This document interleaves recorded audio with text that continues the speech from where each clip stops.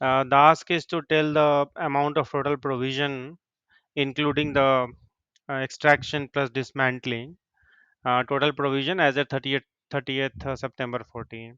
So on 1st October 13, this company commenced drilling for oil from an undersea oil field. The extraction of oil causes damage to the seabed, which has a restorative cost. I mean, the cost to restore is 10,000 per million of oil, and they have extracted 250 million. In the year ended, our reporting period, like in this year, 30th September 14, they have extracted 250 million.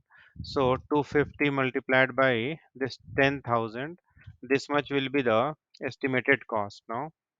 For this year, the estimated cost to restore, and this is the total, you know, this is per million of oil. They extracted 250 million, so ideally this should be the estimated cost. Let's read further. This company is also required to dismantle the drilling equipment. Okay, so at the end of this project, they will dismantle the drilling equipment at the end of its 5-year license. Okay, this has an estimated cost of 30 million. All right, so so they have an estimated cost to dismantle is 30 million. Okay, on 30th September 18. Okay, I mean the after 5 years, they will have to pay 30 million. The company's cost of capital is 8%. Okay, cost of capital, because the company will also have to do a provision for the cost of capital. Cost of capital means had we invested our capital somewhere else rather than keeping it aside for this restoration or dismantling, how much we would have earned. So their cost of capital percentage is 8% per annum. And do we have full year period? They're starting on 1st October 13. Drilling is starting on 1st October and the 1st October of 13, and the period ends on 30th September 14. So it is always a good check to see the periods. It is a full year period, so then we can take this percentage the completely per annum. And dollar one has a present value of 68 cents in 5 years time. So they are giving us a lot of other information also, like we have estimated cost to dismantle, we have this cost of capital, we also have the present value factor, which is the present value factor is how much? 68 cents. Okay. So these are all the facts. Now let's do our calculation. How much provision we need? So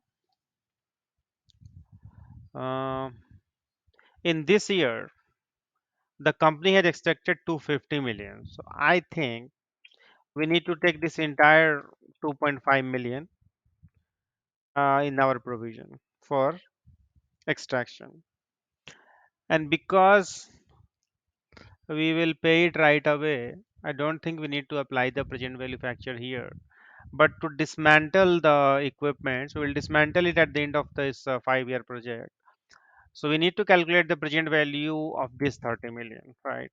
Because we will keep this amount 2.5 million. I think we need to you know, this restoration we will do it right away. The extraction of oil caused damage to the seabed, which restoration cost of this much. So I think this 2.5 million we need to do the provision fully because it is the cost of the year. But this 30 million is the cost that we will incur at the end of this 5-year period. So we need to calculate the present value of this. So we'll multiply it with this present value factor. We will have this amount, and where is this? Yeah. And then we also need to calculate the cost of capital. So how will we calculate? We are keeping this much money, this present value 20.4 million. 20.4 million multiplied by this 8%. For the full year, we will have this cost of capital. I'm not applying it to this current year cost of 2.5 million because this is something that we incur right away. But this 20, we are keeping a capital aside for future for 5 years. So for this, we will calculate this interest. So every year we will include this interest because it is annual interest of 8%. So this interest will be calculated on the money that we are keeping aside, this present value of the estimated cost to dismantle. So I think our answer should be 2.5 million of restoration cost, 20.4 million of estimated cost, the present value factor, present value of the estimated cost, and then this cost of capital.